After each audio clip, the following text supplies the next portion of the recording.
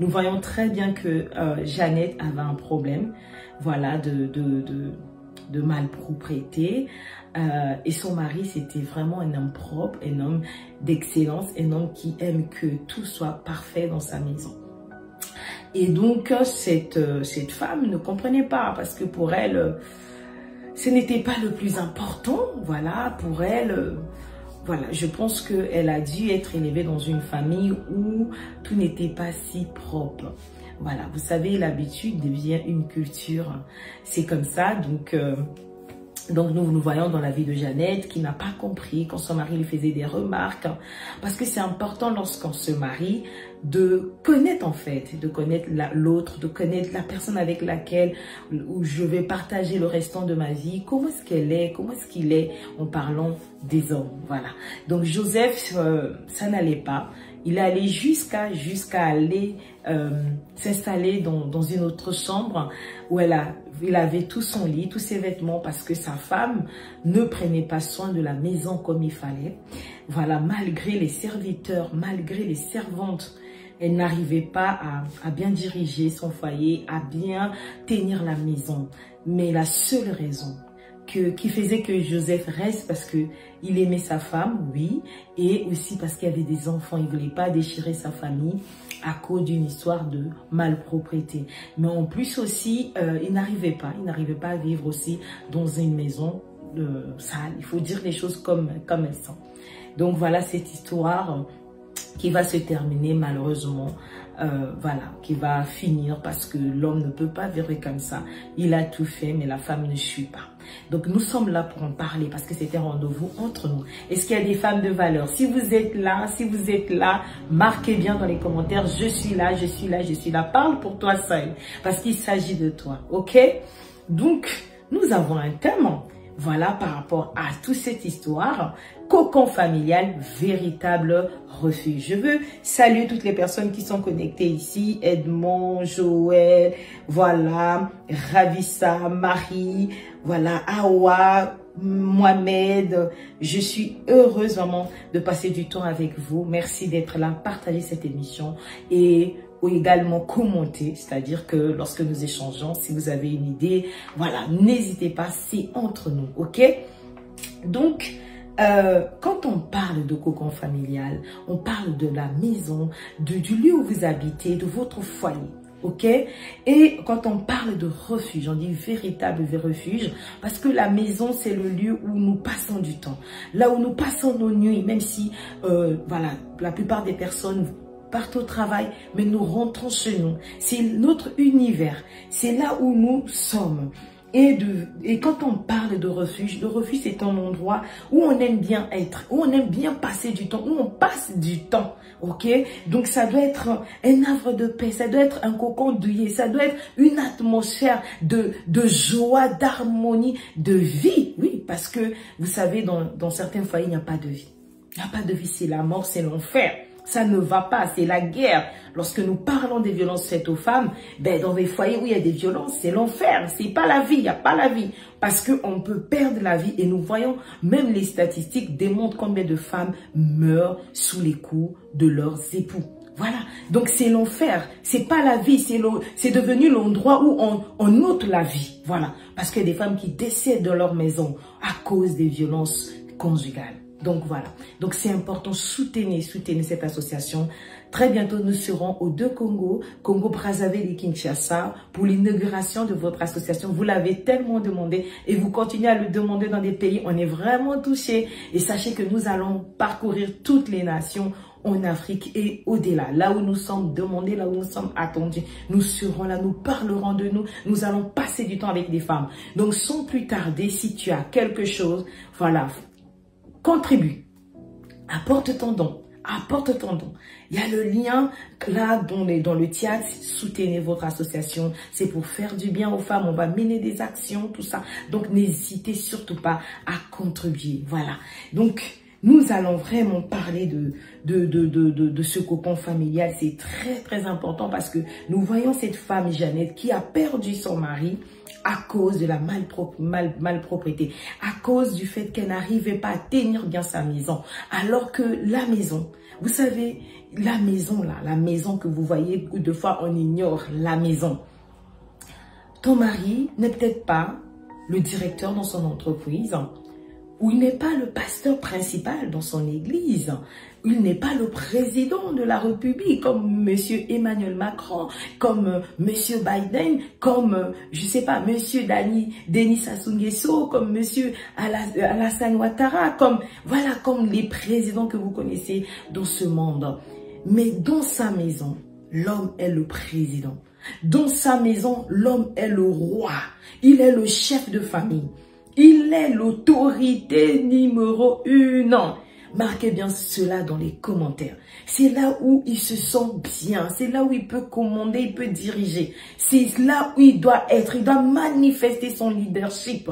C'est son endroit à lui. C'est comme on dit, le lion est le roi de la forêt. Le mari dans la maison, il est le roi. Il est comme le lion dans la forêt. C'est sa maison. C'est son lieu à lui.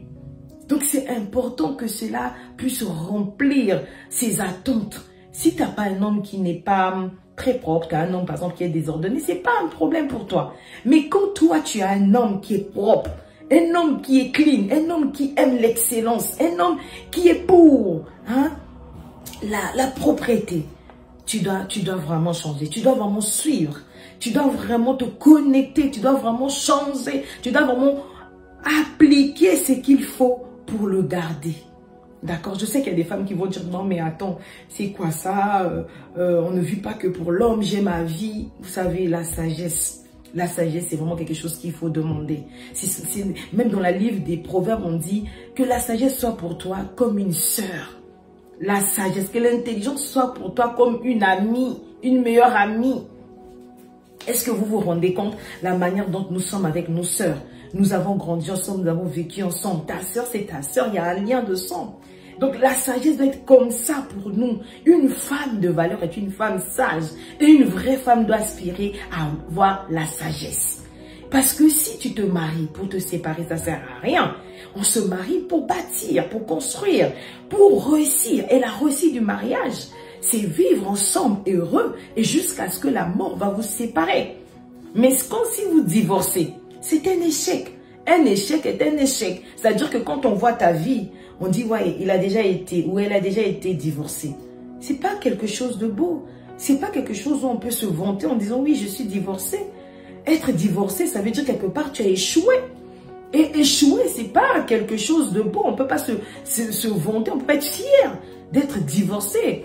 On peut pas, même les femmes qui subissent des violences conjugales, elles vont divorcer, mais elles sont pas fières parce que c'était pas ce qu'elles voulaient. Mais n'ont pas eu le choix de se mettre à l'abri. Et je veux profiter pour encourager les femmes qui sont victimes de violences de se mettre à l'abri. Quand tu sais que ta vie est en danger, tu dois te mettre à l'abri. Donc on doit être équilibré, vous voyez, d'un côté dédié aux femmes. Voilà, si ta vie est en danger, mets-toi à l'abri. Donc pour les femmes qui se disent, oui, vous nous demandez trop, voilà, vous nous dites, on doit prendre soin de la maison parce que sinon le mari va partir. Non, on va voir ça. Il ne faut pas avoir des préjugés. Prenez le temps d'écouter ce que nous voulons partager. En plus, j'ai pas comment dirais-je, non, je ne sais pas tout. Je viens dire ce que je sais et on peut se compléter. Est-ce qu'on est ensemble? Est-ce qu'il y a des femmes et des hommes qui sont d'accord qu'on peut se compléter? Voilà, mais ne venez pas pour préjuger. Il s'agit de votre vie. Ta vie, c'est ta vie. Tu peux aujourd'hui te mettre à parler. C'est toi seul. Quand tu te retrouves seul au fond de ton lit, quand tu es là sous la couette, tu es en train de pleurer, tu es en train de mouiller ton oreiller pendant que les autres dorment tranquillement et bien. Parce que la vie, on la prend soit par des coups, soit par des conseils. Et cette émission, je suis en train de vous donner des clés. Je vais vous donner des clés. Je vous donne des conseils. C'est ça même le titre de ma profession, conseillère conjugale. Donc, si tu penses que tu sais tout, il n'y a pas de problème. Si tu penses que tu peux apprendre de moi, de ce que je vais dire, comme moi aussi j'apprends des autres, ben reste alors. Ok? On est ensemble? Est-ce qu'on est ensemble? Donc, voilà. Voilà, je veux voir des femmes de valeur. Mettez des cœurs, mettez des cœurs, mettez des cœurs pour que cette émission soit de plus en plus suivie. Ok? Donc, nous voyons que la femme est celle qui doit tenir la maison. Pourquoi? Parce que la femme est le cœur du foyer. Pendant que le mari est le la tête du foyer. La femme, elle est le cœur du foyer. Donc tout à l'heure, je vous ai parlé de la royauté de l'homme, le fait que l'homme soit le chef chez lui, le président, le roi, le seigneur de la maison. Voilà, la femme est le cœur de la maison. Est-ce que lorsque vous voyez ma tête? Voilà, l'homme est la tête. La femme est le cœur, c'est important. Sans le cœur, il n'y a pas de vie. Sans la tête non plus, il n'y a pas de vie. Mais on peut t'amputer les mains, les jambes, tout ça, tu peux vivre. Donc, vous voyez, tous les deux ont vraiment des rôles précieux, des rôles fondamentaux. Voilà, l'homme a un rôle fondamental, la femme également, et ils sont complémentaires. Et nous prenons ces valeurs-là. C'est là où, quand les gens disent que nous sommes une association féministe, nous ne sommes pas une association féministe. Nous sommes nous sommes pour la complémentarité qu'il y a entre un homme et une femme. Vous voyez, tantôt on parle aux hommes, tantôt on parle aux femmes, pour qu'il y ait équilibre. On peut pas dire que tout est la faute des hommes. On peut pas dire que tout est la faute des femmes. Donc on doit être équilibré. Les hommes ont une part de responsabilité, les femmes également. Et les femmes qui grandissent, c'est les femmes qui savent qu'elles ont des responsabilités. Elles savent qu'elles doivent aussi apporter. Elles ne doivent pas juste là en train de regarder, d'observer, de subir. Des femmes aussi qui sont actrices, des femmes aussi qui agissent, des femmes aussi qui changent, des femmes aussi qui veulent s'améliorer chaque jour de leur vie pour pouvoir atteindre un niveau excellent. Voilà, de gloire en gloire, d'excellence en excellence, de réussite en réussite, de succès en succès. C'est comme ça, de créativité en créativité. Voilà, c'est ça. Marquez bien dans les commentaires. Ok? Donc, vous savez, en tant que femme, comme on a vu, la femme qui est le cœur du foyer, elle doit bien tenir sa maison. On demandera toujours ça à une femme. On ne peut pas dire à un homme, tu dois bien tenir ta maison. Non, femme, même si nous sommes au 21e siècle, même si nous sommes dans l'émancipation par de la femme, on ne doit jamais oublier ça. On ne doit jamais oublier que c'est à nous de tenir la maison. Je suis celle qui tient ma maison. Ce n'est pas mon mari. Mais je suis d'accord pour qu'un homme puisse venir aider sa femme de temps en temps. Oui, je sais que il y en a qui disent, c'est pas aider, il habite là, il doit participer. Oui, mais c'est d'abord le rôle de la femme. Ça n'a rien à voir avec la culture africaine. Ça n'a rien à voir avec la culture religieuse. C'est quelque chose qui est comme ça. C'est comme la femme, on dit à la femme, c'est toi qui portes la vie. C'est la femme qui porte la vie, c'est la femme qui va accoucher. Ça, on ne trouvera ça pas ça chez un homme. Même si aujourd'hui, on voit que technologiquement, on est en train de vouloir essayer des hommes qui vont porter la vie. C'est la folie. C'est la folie. Ce n'est pas comment dirais-je, comme on parle des nouvelles technologies, de je ne sais quoi. Mais non, ça n'a rien à voir. Donner la vie, porter la vie, c'est aux femmes. Ok? C'est comme tenir la maison, c'est aux femmes. Moi, je l'ai vu, j'ai vu les émissions des premières dames. Et quand il s'agit, j'ai vu par exemple le film de Jacques Chirac, l'ancien président français, celui qui est déjà décédé, sa femme Bernadette Chirac, c'est elle qui s'occupait de la cuisine, elle s'occupait de la nourriture, c'est elle, bien qu'ils habitaient à l'Élysée, mais tout ceci était coordonné par elle. C'est elle qui était là en train de valider ou pas, concernant les menus, concernant les réceptions qu'ils avaient, la nourriture de son mari, tout ça, c'était elle. Même s'il y avait des chefs cuisiniers, c'était cette femme qui était dans la cuisine en train de gérer. C'est elle qui validait ou pas. Vous voyez ce que je veux dire? C'est le rôle de la femme. Aujourd'hui, tous nous sommes là, surtout les femmes africaines, nous sommes fascinés par cette femme Michelle Obama. C'est elle qui s'en occupe. C'est elle qui s'en occupait quand elle était là dans la Maison Blanche. Franchement, ne changeons pas les choses. Soyons équilibrés. Soyons équilibrés. C'est pas un problème. Si tu sais pas faire la cuisine, tu peux apprendre. Mais on peut pas. Aujourd'hui, on dit, bon, moi je suis là. Je donne un exemple. Une femme. On va parler aujourd'hui. On va parler. Je laisse d'abord la tablette de côté. Mes notes de côté. On va parler aujourd'hui. Est-ce qu'une femme, quand un homme, si tu te dis, si c'est pas faire à manger, si c'est pas s'occuper de la maison, moi je vais pas accepter la mec qui me demande. Mais ça, on le dit aux femmes. C'est important. C'est important. J'aime bien le docteur Karambiri, notre papy, il dit, l'homme, c'est prendre soin de son ventre et de son bas-ventre. Ça, c'est un homme d'expérience, c'est notre papy. Voilà, qui connaît le docteur Mamadou Philippe Karambiri? Bah, marquez dans les commentaires si tu le connais.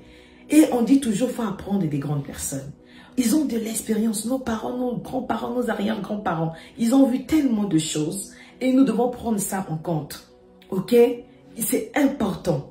Vous voyez? Donc, les femmes qui boudent pour la maison et tout, ne faites pas ça. Vous voyez, Jeannette a perdu son foyer à cause de ça. Et les gens vont dire que cet homme est méchant. Il n'est pas méchant. Il a attendu. Quand tu viens avec un homme, tu vois qu'un homme quitte la chambre. Quitte votre chambre conjugale. Il va s'installer dans une autre chambre. Franchement, prends le temps de te dire non. Qu'est-ce que je suis? Qu'est-ce que je veux en fait? Est-ce que je suis mariée pour que mon mari de temps en temps aille dans une autre chambre parce que notre chambre à coucher ressemble à une poubelle? Alors que tu as des serviteurs et tu as des servantes. C'est ça en fait, c'est pas question. La maison, ta maison est comme, je vais dire, ton intérieur à toi. Ton intérieur à toi. C'est-à-dire que il y a deux sens dans ce que je veux dire. Dans ce que je veux dire que quand toi-même tu es ordonné, tu vas avoir des serviteurs et des servantes, ta maison sera aussi ordonnée. Mais quand toi-même tu ne l'es pas, tu peux les avoir parce que c'est question de leadership. Quand ton mari a engagé des serviteurs et des servantes pour toi, parce que le monsieur, on a vu Joseph, c'est lui qui payait. C'est lui qui a pris cet engagement. C'est lui qui a recruté ses serviteurs et ses servantes pour alléger sa femme, pour aider sa femme, pour que la maison soit propre. Vous voyez? Mais cette femme ne savait pas diriger. Ne savait pas, mais ça prend le leadership. Ça prend un certain niveau. Tout le monde ne peut pas diriger, mais dans ta maison, c'est à toi de diriger. Tu dois savoir comment regarder. Parce que tu peux payer, comme on a vu cette femme Jeannette, elle a des serviteurs, elle a des servantes. Mais si ce n'est pas son problème, ils font comme ils veulent. Non, on ne peut pas faire comme on veut. Il faudra qu'il y ait une feuille de route. Il faudra qu'il y ait canevas. Il faudra que les choses soient bien précises en avance. C'est comme ça en fait. Donc je veux vraiment attirer l'attention des femmes cet après-midi. Tu dois apprendre. Tu dois vérifier si le travail est fait. Non, ils savent ce qu'ils doivent faire. Non, c'est à toi. Viens à la maison, ma maison doit être tenue comme ça, comme ça. Quand tu arrives, tu vois, tu regardes s'il y a la poussière ou pas. Vous savez, comme les femmes de chambre. Les femmes de chambre ont une gouvernante. La gouvernante, qu'est-ce qu'elle fait? Le matin, quand les femmes de chambre arrivent, la gouvernante leur donne une liste des chambres à nettoyer. Et à la fin, elle passe, elle regarde si le travail est bien fait. Si le travail n'est pas bien fait, à qui on va rendre, qui va aller rendre des comptes? À qui on va demander? À la gouvernante. On ne va pas demander aux femmes de chambre. C'est comme ça. Toi, la femme, tu es comme la gouvernante dans un hôtel. Tu donnes le travail à tes serviteurs et à tes servantes. Mais tu dois aller après vérifier. Tu sais quand même quand une maison est bien tenue. Pourquoi ton mari va quitter ta chambre alors que tu as des serviteurs et des servantes? Qu'est-ce qui se passe? Est-ce que les serviteurs et les servantes vont ranger, vont faire le lit et toi, tu viens, tu te balades sur le lit, tu laisses les enfants venir tourner le lit? Je ne sais pas. Probablement, c'était le cas de Jeannette. Le mari en rentrant du travail le soir, peut-être les servantes et les serviteurs sont plus là, mais le lit est dans un état. Mais comment c'est possible? Le salon désordonné. Les serviteurs et les servantes ont fait le travail, sont partis. Le mari rentre. La maison ressemble à quoi? À une poubelle. C'est pas normal. C'est pas normal. C'est pas normal. Donc le mari se plaignait. Vous voyez, c'est pas l'argent. C'est pas l'argent qui change les choses. Oui, l'argent aide. Mais si toi-même tu ne sais pas, il y a des choses que l'argent ne pourra pas faire. C'est pas l'argent qui va parler au serviteur. Là, faites bien, c'est ta bouche, c'est tes yeux qui doivent voir, c'est tes mains qui doivent toucher, regarder s'il y a la poussière ou pas. Tu dois utiliser tes sens pour vérifier le travail. Vous voyez des femmes comme ça. Tu as un grand homme. Le mari rentre le soir avec des amis et rien n'est...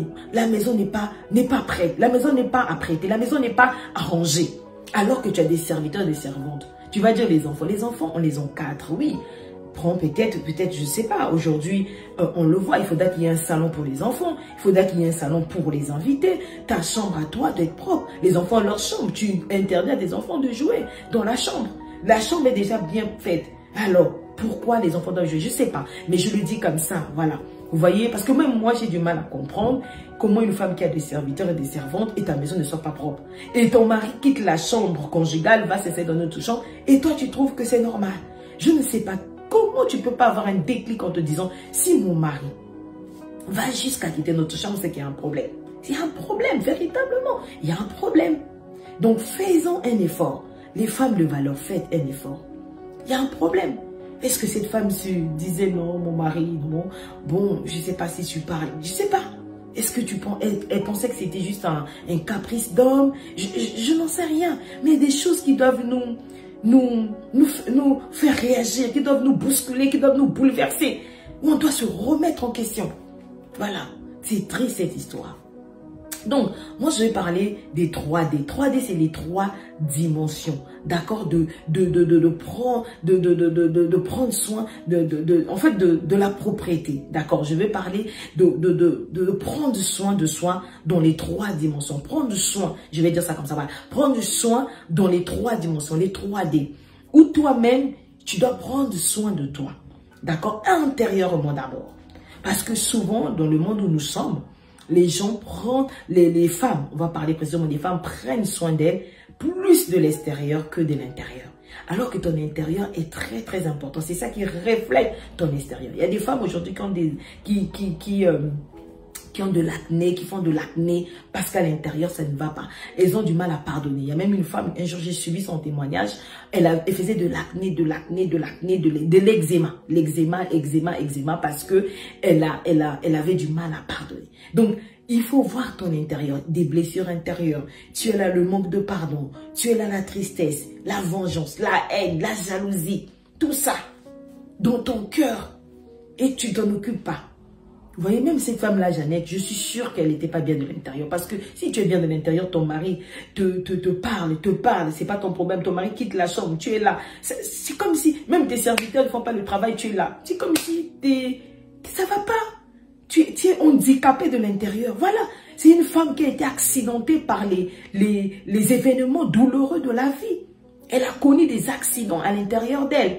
Donc peut-être qu'elle a subi le viol, c'est peut-être qu'elle a subi des violences, des maltraitances, des insultes, des injures, je ne sais pas. Donc elle est là remplie d'amertume, remplie du manque de pardon, remplie de blessures intérieures. C'est important en fait de prendre le temps et de pouvoir prendre le temps avec soi-même, de prendre le temps de rentrer en profondeur, de prendre rendez-vous avec soi-même, de marquer un temps d'arrêt, d'aller en profondeur. C'est ça que nous sommes là en tant que conseillère conjugale. Nous accompagnons les femmes mariées qui ont des problèmes à l'intérieur d'elles. Ça peut être même des problèmes que ton propre mari t'a fait depuis que vous êtes mariés. Mais tu as du mal. Il y a des femmes comme ça qui n'arrivent pas à dialoguer avec leur mari. Des femmes comme ça, elles ont du mal à parler à leur mari. Elles ont du mal. Elles-mêmes, ça ne va pas. Donc, voyez, donc mal de l'intérieur. Donc ça on a vu 3D. Donc on vient de voir la première dimension de la propriété, de prendre soin. Voilà. Donc de l'intérieur, il faut penser à ton intérieur. Plusieurs femmes sont abattues. C'est ça qu'on parle du volet abattu dans notre association. Abattues, les femmes sont tellement abattues. Elles gardent tout au fond d'elles. Donc prenez contact, prenez rendez-vous avec nous. Marquez bien dans les commentaires. Voilà, on vient de voir la première dimension de la propriété. La deuxième dimension, c'est de toi-même. Parce que quand toi-même, tu aimes prendre soin de toi, c'est très bien. Il faut prendre soin de soi. C'est très bien. Les hommes, je vous assure qu'un homme a besoin de voir sa femme, mais belle de l'extérieur. De toute façon, ce qui l'a attiré, c'était ça. C'est ça la porte d'entrée. Hein. Ton mari ne t'a pas choisi parce que, voilà, aveuglement. Non, il avait bien les yeux ouverts. Il t'a vu. Il a vu que tu étais bien habillée. Il a vu que tu étais bien propre. Tu étais bien coiffée, bien maquillée. Je n'en sais rien, mais tu étais bien de l'extérieur. Tu as fait du bien à ses yeux. Il s'est arrêté, il t'a regardé comme Adam a regardé Ève, le premier être humain sur la terre. Il a dit, waouh, cette fois-ci, elle est la chair de ma chair. Oh, elle est l'os de mes os. C'est ça en fait. L'homme s'est arrêté, il est devenu poétique et tout ça. Il t'a fait la cour parce que voilà, il ne voulait pas passer sa vie sans toi. Voilà, parce que il t'a trouvé plus belle, il t'a trouvé jolie parmi plusieurs femmes. Voilà, donc il faut prendre soin de soi. Ça n'a rien à voir. Tu es enceinte, prends soin de toi. Ça ne veut pas dire se maquiller. Vous voyez, comment est-ce que moi je suis maquillée? Je suis maquillée moi-même. Voilà, j'essaie de prendre soin de moi. Et c'est comme ça que chacune des femmes doit faire, ok? Tu dois prendre soin de toi. Tu es propre, tu es bien parfumé, tes ongles sont bien faits. Tout ça, c'est prendre soin de soi. Il y a des femmes comme ça qui se négligent parce que le mari, l'homme t'a mis la bague au doigt, tu te négliges. On doit parler. Après plusieurs accouchements, moi j'ai eu 3 enfants. J'ai une fille de 15 ans. J'ai un garçon de 9 ans, le dernier a 4 ans et demi. Donc, on peut prendre soin de soi, peu importe le nombre d'enfants, tu peux prendre soin de toi. C'est important de prendre soin de toi extérieurement parce que ton mari a besoin de ça. C'est ça ce qui l'a attiré. Un jour, j'ai regardé une émission, les hommes se plaignaient des femmes. Et un homme a dit, moi je ne comprends pas, vous les femmes, quand vous êtes à l'extérieur, vous êtes toutes belles, mais à l'intérieur, vous vous négligez. Vous êtes là avec, vous avez attaché un pan là, vous restez avec, vous dormez avec, vous faites à manger avec, vous sortez avec dans la maison. Vous êtes tout le temps avec ce pan là qui sent même mauvais. On ne sait pas pourquoi. Moi, je suis dans la maison. Je veux voir ma femme belle. Donc, on doit faire un effort. Je sais que c'est pas évident. À la maison, on aime bien, voilà, on est relax. Voilà, on doit faire à manger, s'occuper des enfants. C'est pas évident. Mais quand tu sais que ton mari va rentrer du travail, commence à t'apprêter.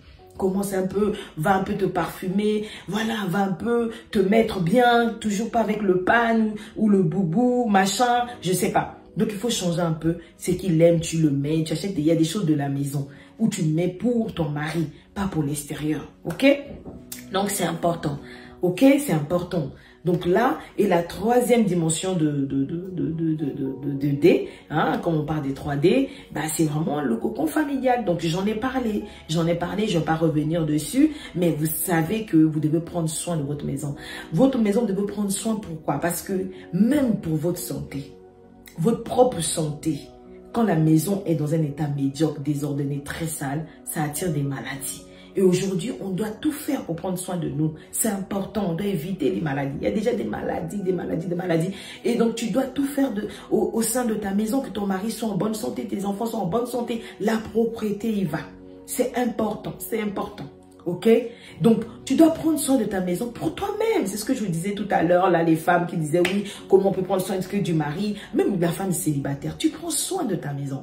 Moi, quand j'étais célibataire, les gens qui venaient dans ma petite chambre étudiante, là, ma maison était propre. Mon mari, quand il venait chez moi, ma maison était propre. Mais moi, franchement, je vous assure, il venait à la maison, ma maison était propre. Parce que mon mari, c'est quelqu'un de méticuleux aussi. Et on se comprend très bien et c'est l'une des choses qui m'a beaucoup aussi touchée en lui, de voir un homme aussi ordonné. Je ne sais pas si vous parlez de mon mari, mais ce que j'ai voulu dire, c'est que vous voyez, par exemple, mon mari, il regardait ça. C'est quelqu'un de méticuleux. Regardez, si moi aussi j'étais méticuleuse. Parce que pour lui, ça ne devait pas. C'est vraiment une des choses qui tenait, quoi. Il y a plusieurs choses, mais ça fait partie des choses importantes pour lui. Et il y a des hommes comme ça. Et moi également, je rêvais de ça. Je rêvais de ça parce que moi, le désordre me traumatise. Pour ceux qui me connaissent et celles qui me connaissent, vraiment, ils peuvent vous en parler en fait. Et c'est important. Des fois, nous recevons même des couples ici à la maison. Tu vas voir le mari qui va commencer à parler à sa femme. Tu as vu, elle aussi a des enfants. Regarde la maison, je veux que ma maison soit tenue comme ça. Et j'aime beaucoup les femmes humbles. Et voilà, qui disent que voilà, depuis que je suis venue chez toi, j'ai changé, j'apprends de toi. Voilà, on se complète. Moi aussi, je rencontre des personnes. Quand j'y vais, je dis, waouh, c'est une maison, je veux bien vivre. Donc, c'est important. Donc, pour terminer, le conseil que je peux vous donner, c'est d'appliquer les 3D, les 3 dimensions, prendre soin de toi intérieurement, extérieurement et de ta maison. Si tu appliques ces 3 choses-là, ces 3 dimensions, tu verras que ton mari restera avec toi à la maison. Il prendra plaisir de rester avec toi à la maison, de passer plus de temps avec toi à la maison. Des fois, on entend que non, cet homme a changé depuis qu'il s'est marié parce qu'il se sent bien avec sa femme. Il se sent bien à la maison. Il est heureux de rentrer chez lui à la maison, de pouvoir retrouver sa reine belle de l'intérieur et de l'extérieur. Donc, vous l'avez compris, faites-le. J'attends vos témoignages, Prenez rendez-vous avec nous. Si c'est vraiment un souci dans ton couple, nous sommes là pour donner bel et bien des astuces, des clés. Et j'inviterai des femmes qui ont vraiment des compétences, qui ont vraiment cette passion de pouvoir nous donner des clés pour mieux tenir, pour bien tenir nos maisons, pour prendre soin de nous. Donc, on le fera. C'est parce que je suis focus en ce moment sur l'inauguration de l'association. Mais ne vous inquiétez pas, de retour à Paris, on va faire vraiment des émissions avec des femmes des femmes de valeur qui ont beaucoup à donner. D'accord?